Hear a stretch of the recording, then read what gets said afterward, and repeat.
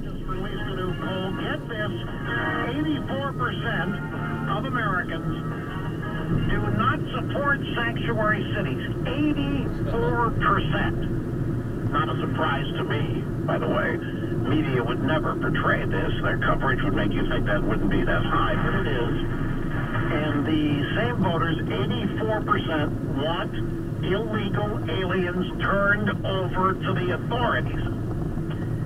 Not good news for the Democrats. Folks, you have credit cards, right? You have credit cards, you keep them in the wallet, everything else there, and you only bring those credit cards out to use them. And after you use them, they go back in the wallet, so you have control over where you use your credit card. Well, not really, because your credit card is on file at a whole bunch of places online. You've registered to shop at various places, and your credit card is there, and when it's there, it's not like it's in your wallet. You don't have control over it when it's in somebody's database. You are trusting the people to hold that database to keep it secure, but we all know that those databases get hacked. And in many cases, a database that gets hacked, we're not told about it for months. So your card, your data could be out there in the wild, in the process of being used by a thief, and you don't even know it. Except if you have LifeLock, then you will know it. You know why?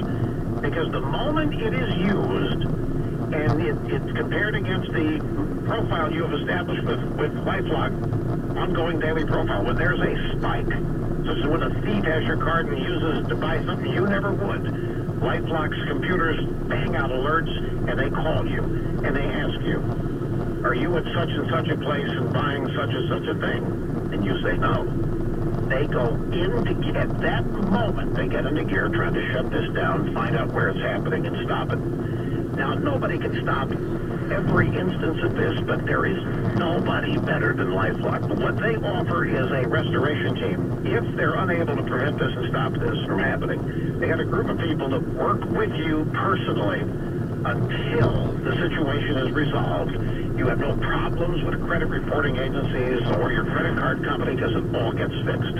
There is nobody in LifeLock's league that offers the services before and after a problem that they do. They now are offering Norton Security with the purchase. That's the software protection for your hardware to guard against malware or other kinds of hacks on your computers, your laptops, your desktops.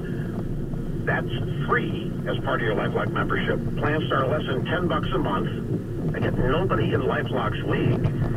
The best thing you do is sign up and you never hear from them. That means there isn't any problem on your account. LifeLock.com or 800-440-4833. Use my name and save 10% off your first year. Again, LifeLock.com or 800-440-4833. I know we have a lot of people in the audience here who were not adults and paying attention to things in 1987. So I want to take you back to the moment in time where all of this with the Supreme Court began.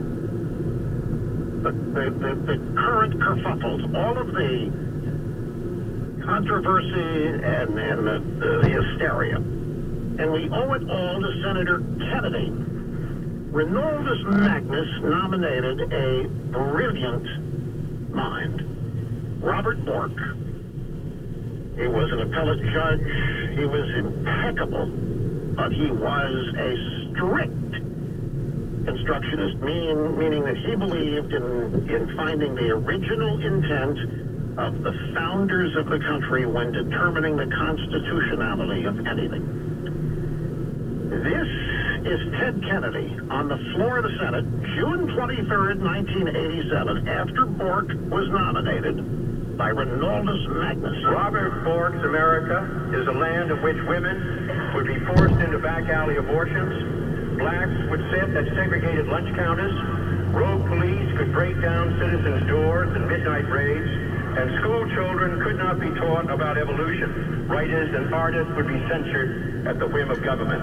And the doors of the federal courts would be shut on the fingers of millions of citizens for whom the judiciary is and is often the only protector of the individual rights that are the heart of our democracy. I mean, character assassination, defamation, you name it. But because it was in politics, Senator Kennedy could say whatever he wanted.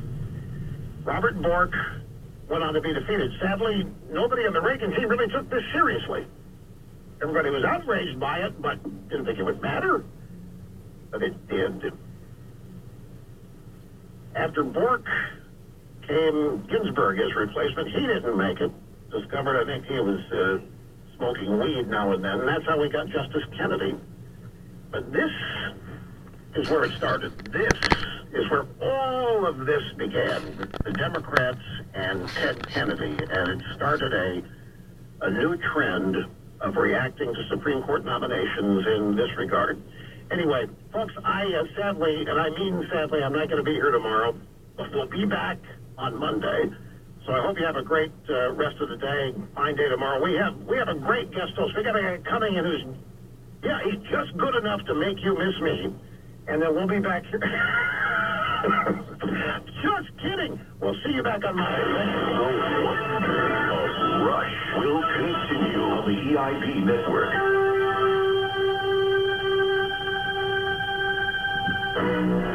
EIB listeners, if you owe the IRS back taxes, the next 2 weeks could change your life. At Optima Tax Relief, we know that behind every tax problem